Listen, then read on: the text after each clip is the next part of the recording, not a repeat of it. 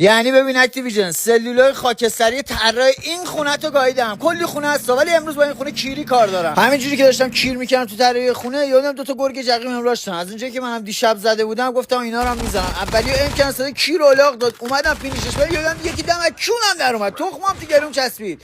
ولی گفتم کیرت آقا. آدم میره مهمونی داشت از یه در پذیرایی میکنه ولی بازم تخمت. فدا سرت کیرته. اینجا رو میبینی هممون حداقل یه دور از اینجا کیر کلو قد کیر اسب یزید خوردیم. یعنی اکتیویژن ننت زیر اسب امام حسین بمیره.